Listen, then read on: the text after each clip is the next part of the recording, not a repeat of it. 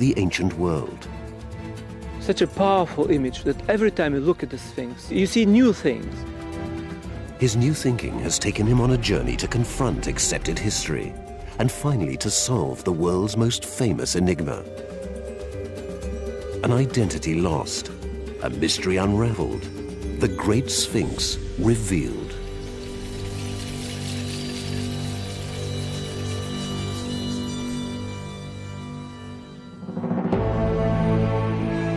The pharaohs of ancient Egypt would astound the world with their incredible monuments.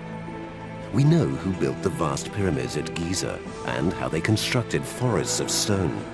But the most famous of all their creations remains a mystery. The Sphinx. 4,500 years ago, in the old kingdom of ancient Egypt, a pharaoh ordered the building of an extraordinary monument. His craftsmen set to work on the Giza plateau outside today's Cairo. They were to create a statue which would become the strangest icon on Earth. The story of this remarkable pharaoh was lost through the slip of a pen in the 1930s, when an archaeologist simply wrote him out of history. But the statue this pharaoh created has survived. Today it stands beside the greatest of the pyramids, making the Giza Plateau the most famous landmark in Egypt. At 20 meters high and 80 meters long, the Sphinx remains the largest single stone statue in the world. It is also the biggest mystery. Now, Egyptologist Vasil Dobrev believes he's found the answers. His research has taken him 20 years. After he moved to Cairo, the Sphinx became his life. He was immediately enchanted by its strange shape. I got fascinated by this combination of an animal body and a human face. The Sphinx is one of the most studied monuments, yet Vasil wasn't convinced by any of the accepted archaeological explanations as to who created it or whose face it bears. It's incredible. The most important image of Egypt, the Sphinx, and we just cannot say who it was with certainty. And then I said to myself, there is something to do here. It's an open door. So Vasil set out to re-examine the evidence. He picked his way across the Giza Plateau. Here lie the tombs of the pharaohs and their families. Archaeologists have labeled every one of them, making this one of the most studied sites on Earth.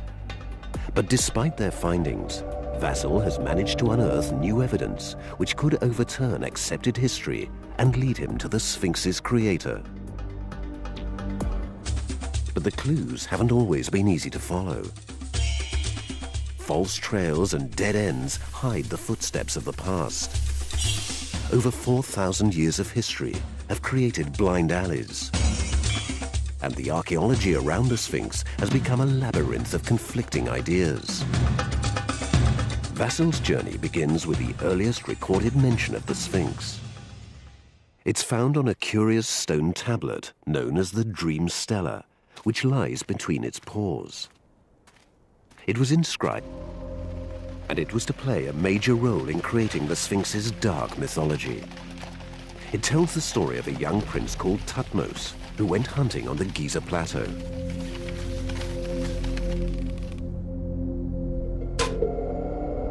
By this time, the power in Egypt had long since moved away from Giza. The once glorious Sphinx had been left exposed to the ravages of the desert and had become buried up to its neck in sand. According to the stela, Prince Thutmose rested beneath the stone giant to shelter from the midday sun. He fell asleep and had a dream, in which he claimed that the Sphinx spoke to him, telling him that if he cleared away the sand from its paws, he would become king. The stela claims that he did as the Sphinx requested and removed the sand. But in reality, this was a golden opportunity for Thutmose to be remembered alongside the great statue and to glorify his name forever. So he concocted the whole story upon the stela. Vasil is quite sure its function was self-promotion. The text starts with a date. It mentions the first year of the reign of Thutmose IV, so For us, the message is clear. This is pure propaganda. He is already a king and then describes the story. Although this account was pure fiction, the tablet also mentioned the name of another pharaoh, Khafre. Ever since his name was first deciphered, archaeologists have believed that Khafre was the creator of the Sphinx. And the first impression and the first thing that was noticed, that behind the Sphinx you see the pyramid of Khafre. And quite naturally, the idea came that if the Sphinx was built on almost the same line with the pyramid of Khafre, it has to be Khafre. Khafre was one of the greatest builders at Giza. His pyramid stands near his father's Great Pyramid and is just as large. In addition, Khafre built 2 temples, and their remains are sited immediately in front of the Sphinx. So the idea was clear, like everybody, I thought. The Sphinx has to be Khafre. But when Vasil studied the layout, he could see that Khafre's causeway connecting his pyramid to his temple was built round the Sphinx. I have noticed very quickly that Khafre avoided the Sphinx with his causeway. It is quite clear when he built his monument, the Sphinx was already here. This was enough for Vasil to doubt that Khafre had built the Sphinx. He also doubted that it actually represented Khafre. If it had to represent Khafre, we have a problem. Because on all the statues of Khafre, he is represented with a beard. So why should his biggest statue would be without a beard? It doesn't fit. So it is a main argument to say that this. When people try to put the face of Khafre next to the Sphinx's faces, it doesn't work. I mean, it just doesn't fit. The characteristics are different. So Khafre, the pharaoh historians have always believed built the Sphinx, was eliminated from Vasil's investigation. Now, he was about to discover that a new solution was staring him in the face. But to find it, he was going to have to think like an ancient Egyptian. And if he was right, he could turn history on its head.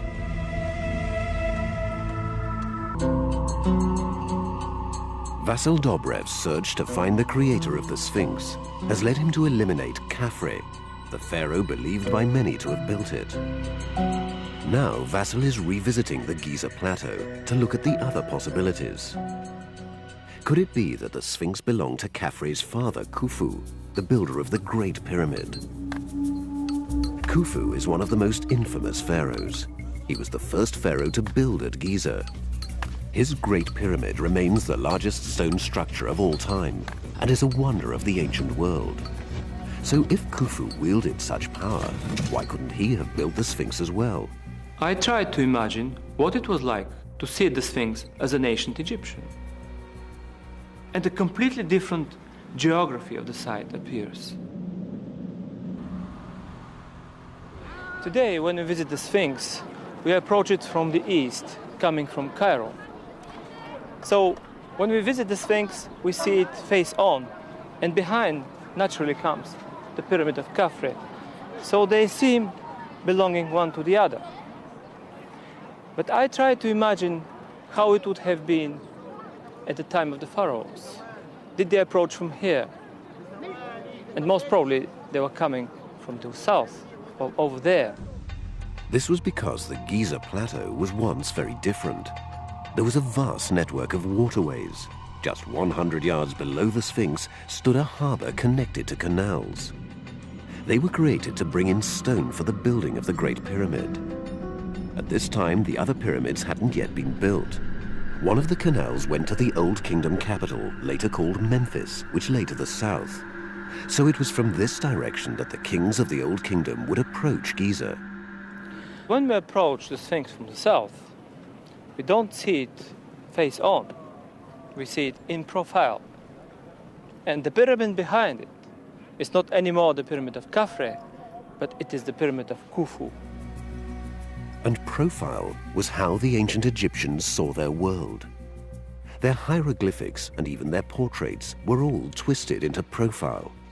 Here we have a panel from the 3rd dynasty, Old Kingdom, The artist sculpted the face in profile while his shoulders are in frontal view. And we also see the feet are depicted in profile view. We don't know whether the Sphinx was conceived of in profile, but viewed from this angle, it certainly complements Khufu's pyramid. But does the Sphinx bear Khufu's face? This is the only known statue of him, a small reminder of the pharaoh who built the biggest pyramid of all. Despite the difference of scale, there do appear to be similarities. Khufu's face on the small statuette, for example, we see this chin he has, very square chin. The Sphinx has the same feature. It is a characteristic feature of Khufu. It's hard to make an accurate comparison because the Sphinx has been so badly damaged. The face actually didn't look at all as it was at the beginning because it is heavily destroyed. The nose is missing, the eyes are touched, the mouth is destroyed, the ears are half destroyed. The destruction began after Thutmose cleared away the sand. The Sphinx was then left for another 1,000 years and became covered once again. But it was such a provocative image, it could never escape attention. It was when the Greeks arrived in Egypt that the real damage began. Inspired by the stone giant, they named it the Sphinx and came up with their own mythological beast. Their Sphinx was an evil female creature, and from that moment, the Egyptian original became confused with the Greek creation. For the Sphinx, this would spell disaster. By Western myth, that it was seen as a pagan symbol, and an Arab sheikh set out to deface it. But he only succeeded in breaking away its nose. It was as if the all-seeing Sphinx had secret powers after all. This attracted treasure hunters in search of secret chambers. Their misguided attempts only added to the damage. But the Sphinx would survive them all. When you cannot destroy an image, you start to fear it. So that's why they have called him Abu el-Hol, Father the Terror. And from that moment, legends start to surround the Sphinx. By the 20th century, showing scant respect for ancient monuments, British soldiers were using the Sphinx for target practice. Besides being damaged, the Sphinx had also been heavily restored. It's now hard to imagine that it was ever carved from one piece of natural rock, and equally hard to work out what is original and what is not. Theorists in search of fantasy and secret chambers are still attracted by random shafts like this, which were in fact often cut by tomb builders, little knowing that beneath the sand lay the Sphinx's body. The most confusing find made here has been the remains of a giant stone beard. Vassal has already established that Khufu was never depicted with one. So if this beard is genuine, it could present his theory with a serious problem. Fragments of this beard survive in the Cairo Museum. Having fitted the pieces together, Vassal doubts that they were carved at the same time as the Sphinx. This is what we call the divine beard, with the characteristic zigzag pattern. These are just a few fragments of a huge beard found at the site of the Sphinx. But the question is, did the Sphinx always have a beard, or was it added later? If the Sphinx's beard had been carved in one piece from the same rock as its face, the beard would have damaged the chin when it broke away. But there are no signs of such a break. All Sphinxes which once did have beards show signs of a rough fracture. This is a Sphinx with a beard originally, because the beard was cut together with the chin out of the same stone. So when you cut it off, you see the traces. In the Great Sphinx of Giza, if there was a beard from the original statue, you would have seen the traces of the beard. This leads Vassal to conclude that the Sphinx's beard was a later addition. His investigation hasn't unearthed a single beard from the time of the Sphinx to match the pattern. He's only been able to match the period, the New Kingdom, 1,000 years after the Sphinx was built. But this is where Vasil has found new evidence. Until now, this small statue was the only commonly acknowledged representation of Khufu. But through extensive research, Vasil discovered other depictions of Khufu that have never been closely studied. They add further weight to his argument. Out of the 7-8 images known of the face of Khufu, not a single one has a beard. And the Sphinx doesn't have a beard. So there are great chances that it represents Khufu. Vasil's last clue, which points to Khufu, is the nemes, the striped headdress with a distinctive pattern. The nemes of the Sphinx is pleated. 2 small pleats and 1 large, repeated one after the other. This type of nemes was used for at least one statue of Khufu. After more than 2 decades of painstaking research, the profile view, the facial features, the lack of a beard, and the markings on the nemes have all convinced Vasil that the Sphinx represents the pharaoh Khufu. But extraordinarily, he doesn't believe that Khufu built it.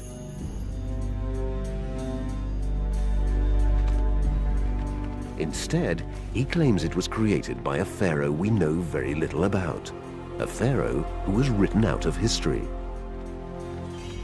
His name was Djedefre, the son of Khufu. Until now, no Egyptologist has ever suggested that he built the Sphinx.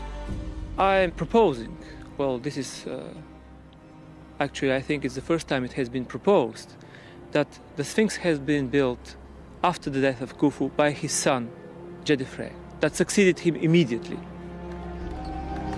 Vasil believes that Djedefre inherited a broken nation. His solution was to build the most powerful image ever known. Its unrelenting gaze would help restore control and royal power after the reign of his father.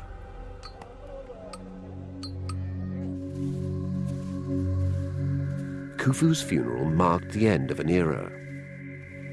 A powerful and ruthless pharaoh, Khufu constructed the largest pyramid of all time, a wonder of the ancient world. For Djedefre, this was a hard act to follow. And it wasn't made any easier by his father's reputation. The Great Pyramid took over 20 years of back-breaking labor to complete. And this followed the exhausting building projects of Khufu's own father.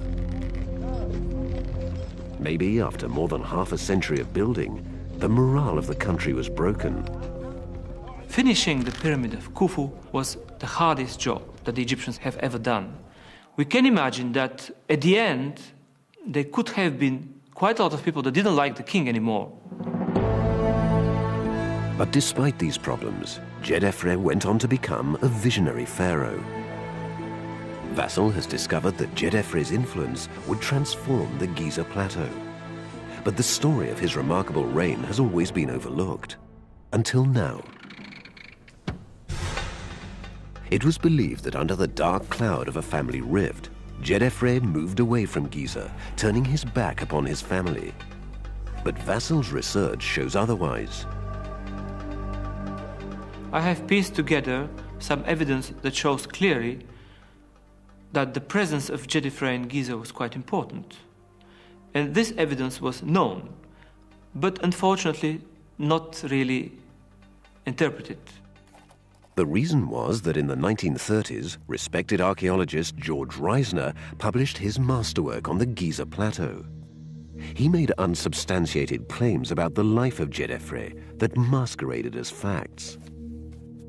But Vasil is confident he can now set the record straight.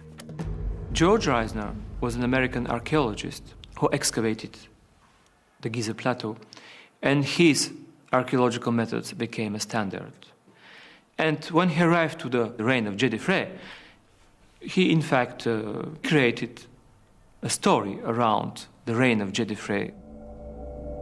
Reisner wrote that Djedefre came from a Libyan branch of the family and wasn't the true heir. He believed that the title belonged to his older brother, Kawab. Reisner thought that Djedefre had tried to murder Kawab in order to take the throne. We have absolutely no evidence to support this. But it was written in a very famous book. And slowly, it became the rule. Djedefre, the bad one, Kawab the poor one. Reisner turned this family saga into history. He cast Jedefre as the plotter and schemer. Reisner claimed that when the moment was right, he murdered his older brother Kawab to take the throne. And this explained why Jedefre hadn't built his tomb at Giza, because he had fallen out with his family after the murder of his brother.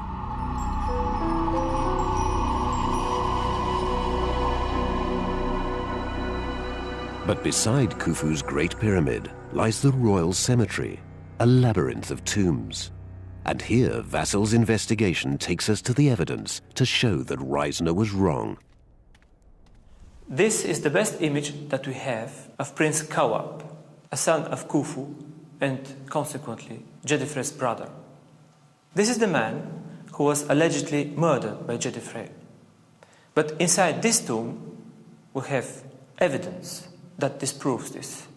And here it is. This is a list of the estates donating offerings to Kawab's daughter. And one of them bears the cartouche of Jedefre. If Jedefre was really the murderer of her father, why would his name be here? Vassil now begins to explore Jedefre's reign and what he really did. He discovers that Jedefre was a visionary builder who, far from abandoning his family, set out to strengthen it and to reclaim the support of the nation.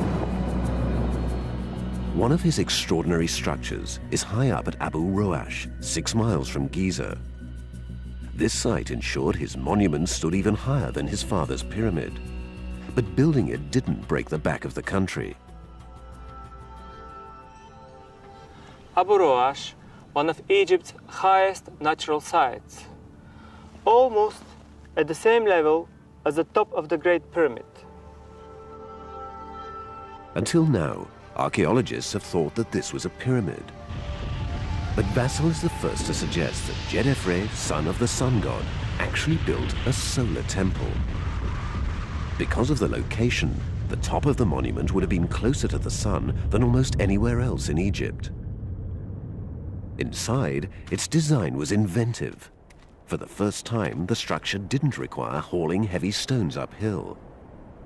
This monument here in Abu Roash has been cut in the mountain, an enormous ramp going down. Instead of hauling up these heavy granite stones, Jedefre brought the stones down.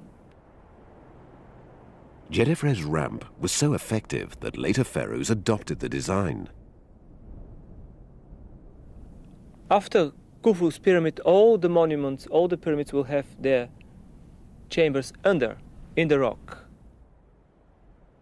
But if this was Jedefre's temple, where was his pyramid tomb? It set Vassil's mind ticking. He re-examined some graffiti discovered at a site called Zawiat El Arian. And Vassil came across the name of Jedefre, written during the 2nd year of his reign. Vassil is the first to suggest that this was the site of Jedefre's pyramid. The surviving lower courses are as large as those of his father's Great Pyramid. Howard Hawks filmed them for his Hollywood epic.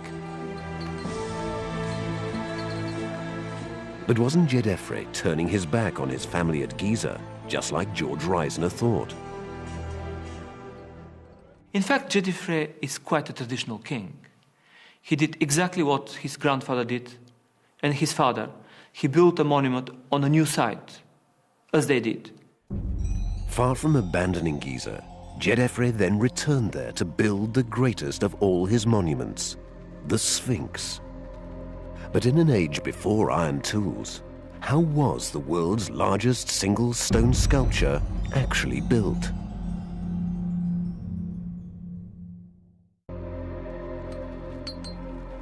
No one will ever know who first thought of carving the Sphinx. But with its creation, Jedefre would transform the Giza plateau. No stones would need to be quarried, no ramps constructed, no gangs would be needed to pull sledges. Instead, the raw stone was right there. one piece of limestone growing out of the bedrock would be transformed into the giant statue. The site had already been heavily quarried. Khufu had taken away stones to build the Great Pyramid and left a large piece of rock standing straight up in a flat basin. For Djedefre, this was an opportunity to create something exceptional. This was the first big statue. We are in a period of big things. They just have built the biggest pyramid, and they built the biggest statue. The two biggest monuments of Egypt are there, one next to the other.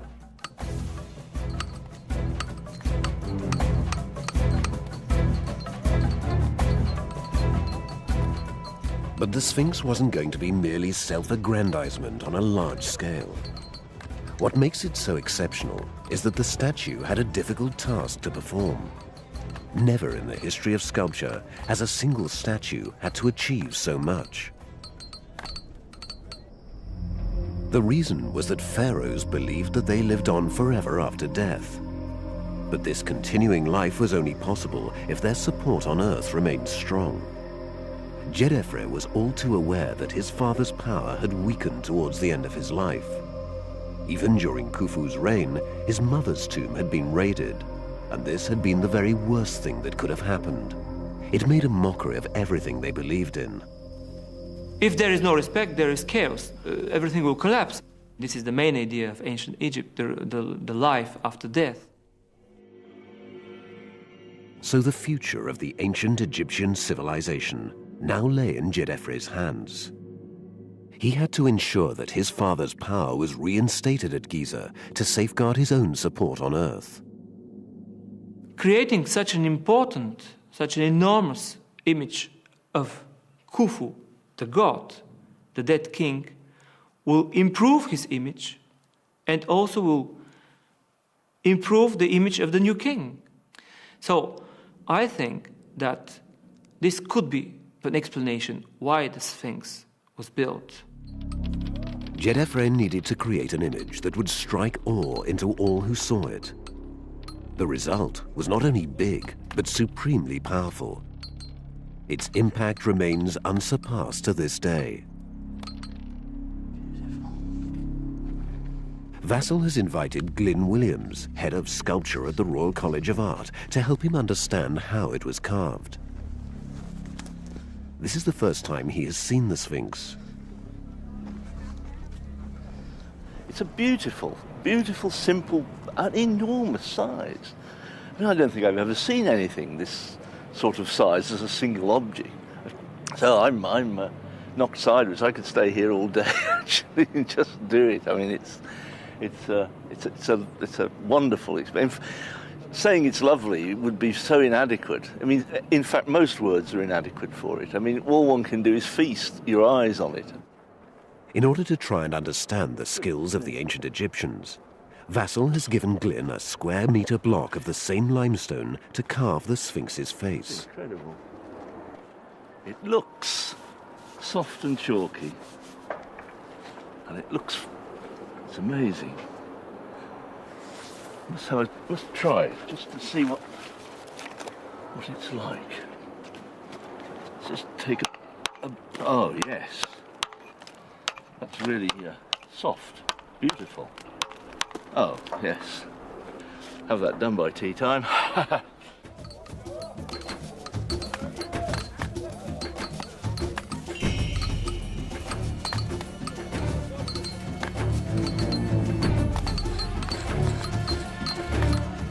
Like the ancient Egyptian craftsman, Glyn has to mark the outline to figure out which sections of stone to cut away.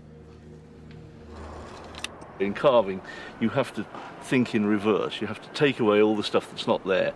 The nose has to be left, a piece of stone left for the forehead, a piece of stone left for the chin. It's like emptying a bath of water around an object. As the water goes out, it leaves the prominent bits up. Before he started carving, Glyn made a small model to work from. I find it very useful to have a maquette, which you can simply put some basic measurements on and knock off the bits of stone that you know you don't want. I don't know whether the Egyptians would have done something similar. It's likely they may have done, particularly working on a scale like this. No sculpture of this scale had ever been attempted before.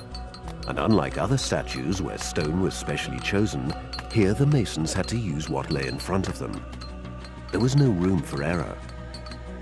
It would be a daunting challenge today, but in the old kingdom of ancient Egypt, the stonemasons didn't even have iron tools. So how did they do it? Dennis Stocks has made a study of ancient Egyptian tools and has recreated them. These are copper chisels that would have been used to cut out the Great Sphinx. This one is a thicker chisel, but it still has a sharp edge to it, which will remain like that even after a lot of work cutting out the stone. The copper chisels were continually resharpened in a production line, so that the stonemasons were constantly supplied. Copper tools were simply hammered on each edge until they were sharp.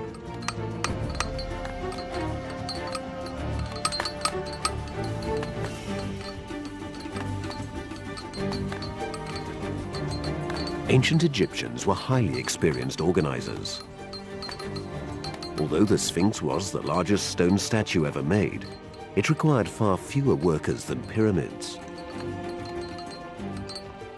Well, one could imagine the state itself being a huge machine which controlled workers at every level, starting off with Pharaoh himself and then passing his instructions down to the Grand Vizier, then to other viziers below, who then instructed foremen, and then incorporated draft workers.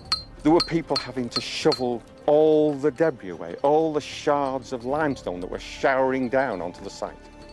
Then the scaffolding had to be put in position, people using cord in order to lash those together. Having roughed it out, the master draftsman now can see places that now need more refinement.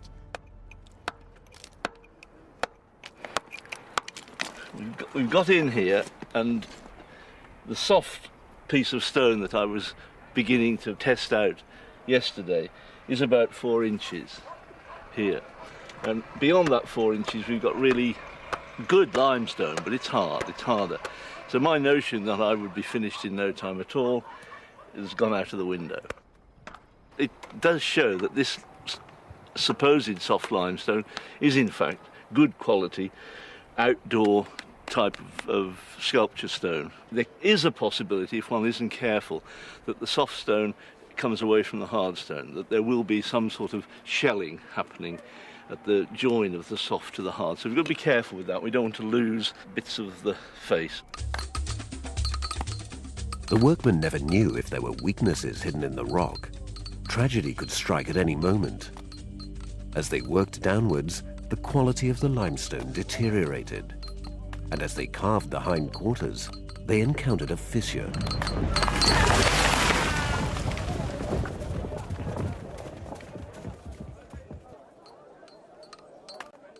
This may explain why the Sphinx is so elongated.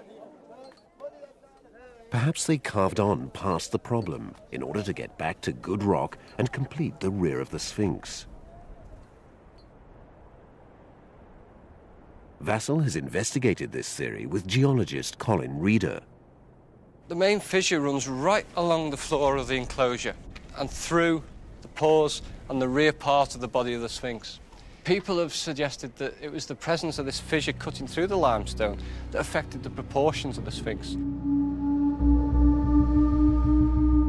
The site of the Sphinx is known to have been the remains of Khufu's quarry, left over from when he built his Great Pyramid 4,500 years ago. But because mythology is so intoxicating, some geologists have claimed that the Sphinx dates back as early as 30,000 years ago, long before any known civilization on Earth. The evidence for their wild claim was that the rocks would have needed 30,000 years to become so eroded. But Colin Reeder disagrees. He believes that 4,000 years would have been easily long enough. These heavily eroded rocks, these rocks with a rounded appearance, they don't need 36,000 or even 10,000 years worth of rainfall to explain these features. Water running off the plateau is just one of many factors here that could easily weather these rocks in just a few thousand years. You've got abrasion by sand in the higher parts. Chemical weathering is going to be quite an active agent here. The effects of runoff, periodic runoff, all these processes would have combined to produce this scale of weathering. Vassal is satisfied by the geological evidence. There is nothing it has offered up that deflects his belief that the Sphinx was built during the reign of Djedefre, around 4,500 years ago. He believes that he built it to display his power as the son of the most revered god, the sun god Ra. From the beginning of his reign, Djedefre searched for stability, because what does his name mean? Djedefre means I'm the son of Re. And this is extremely strong. From an ideological point of view, the idea was set up. Now we need to show, to act. And maybe the first act of this theoretical idea was building the Sphinx. As the first pharaoh to call himself the son of the sun god, the Sphinx was Djedefre's ultimate symbol of power. The lion symbolized the sun. The Sphinx also represented his father Khufu as a god.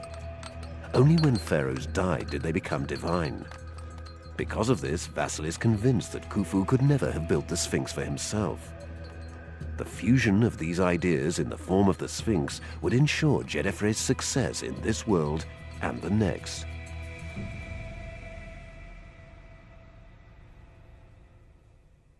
While the Sphinx restored Khufu's power on Earth, Vassal claims that Djedefre also planned to help his father in the afterlife. To do this, Djedefre came up with another extraordinary invention. He ordered the construction of two enormous boats. Vassal believes they are unique in Egyptian history because they were never assembled. Their parts were laid out like a giant kit. Then Djedefre had two deep pits dug beside his father's Great Pyramid, and into these the boats were lowered. The fact that Djedefre built these boat pits and put the boats in pieces shows that he wanted to help his father, his dead father, in the afterlife. All the parts life. Khufu would be able to sail on the celestial Nile with Ra, the sun god. After 4,500 years, the boat components have survived. One of the boats is in perfect condition and has been assembled. After Djedefre buried the boat parts, the pits were covered. Then the Great Pyramid's enclosure wall was completed, covering the hidden pits. The boats were so well hidden that they weren't found until 1955. Archaeologists discovered them beneath 42 stone blocks, each weighing 20 tons. These were covered in writing, which Vassal has studied. We have on the stones that cover the boat pits dates and the names of Djedefre. And one of the dates is speaking about the 11th year of the reign of Djedefre, and most people overlooked this evidence. Amongst the graffiti was found this symbol of 3 falcons which Djedefre adopted as his crest. It's significant because it underlines Djedefre's loyalty to his family lineage. His father Khufu had 2 falcons, and his father before him 1 falcon.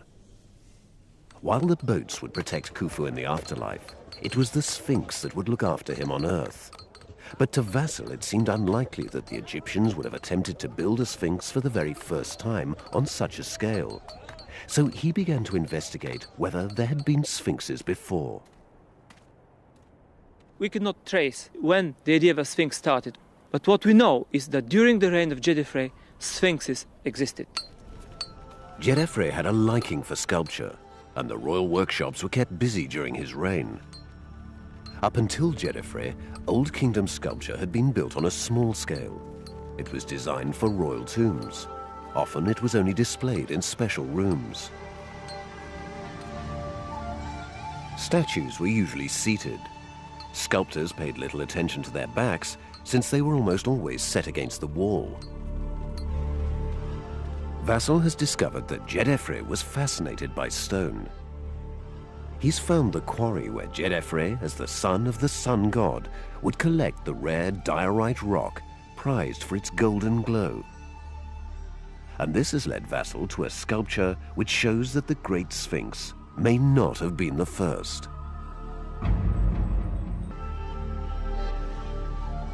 Beside Djedefre's solar temple at Abu Roash, a remarkable find was made. From diorite stone may well be the very first Sphinx. At the back, where it's broken, Vassal believes that it was once attached to an animal body. And another Sphinx has been discovered, this time female, possibly of Djedefre's wife. Beautiful piece. It is.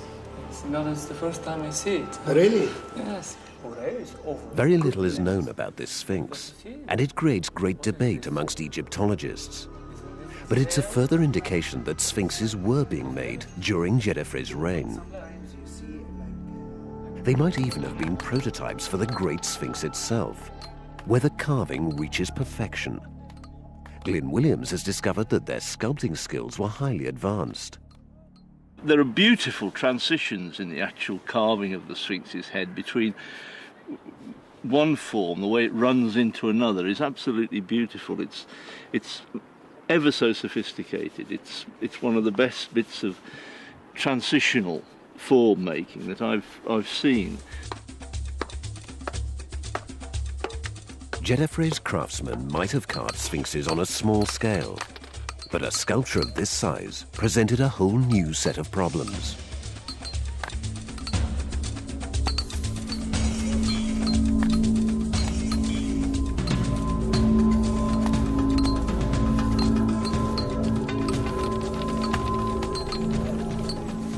Just the logistics of that size, dealing with scaffolding, a lot of people working, which would have slowed down the process, where you have to make sure that the symmetry really worked, and the form here on this side is exactly the same movement and swelling as the form on that side, that everything works in accordance. And then you've got the very accurate and big decorative stripes, which would have taken some cutting on a large scale. And then, of course, it was coloured. Today, we see the Sphinx in plain stone. But in ancient Egypt, all statues were painted. To their eyes, it would have looked very different.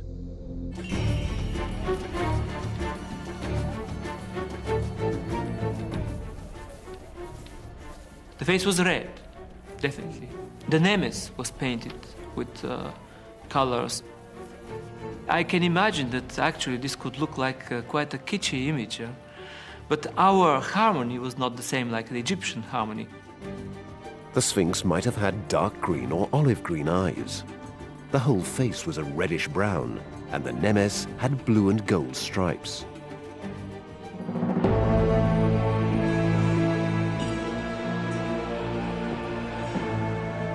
This striking image would become a landmark in ancient Egyptian history. The Sphinx brought such strong and powerful ideas that stayed for eternity, and Djedefre gave to Giza a new face. When Djedefre became pharaoh, he faced an enormous challenge. He knew that he'd inherited a weak and disillusioned country from his father. But his innovative reign would lay the foundations of the future.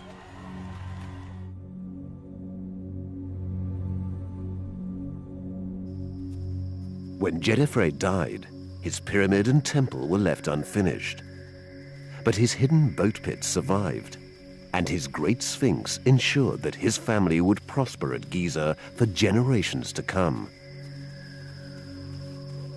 His half-brother Khafre succeeded him as pharaoh. Khafre stayed at Giza and built his pyramid behind the Sphinx. And not only he did this, but he increased, he added a temple, he added elements to make it more powerful. And royal power at Giza was so strengthened that Khafre's son would build his own pyramid on the plateau, completing the unmistakable trio of pyramids we recognize as Giza. Yet it was Djedefre, the pharaoh who made all this possible, the pharaoh once believed to have turned his back on Giza, who created the most extraordinary monument of all. When you take the evidence and piece it all together, it appears that Djedefre, far from being an insignificant king, he appears to be a mastermind of the Giza plateau.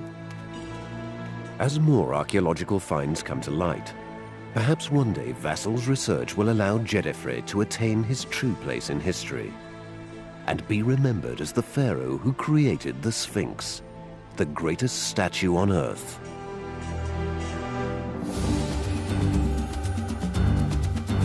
America's Finest next on 5. The CSI team get involved when a woman appears to have drowned in the desert. That's at 10 after the Miami investigators do their stuff. Next.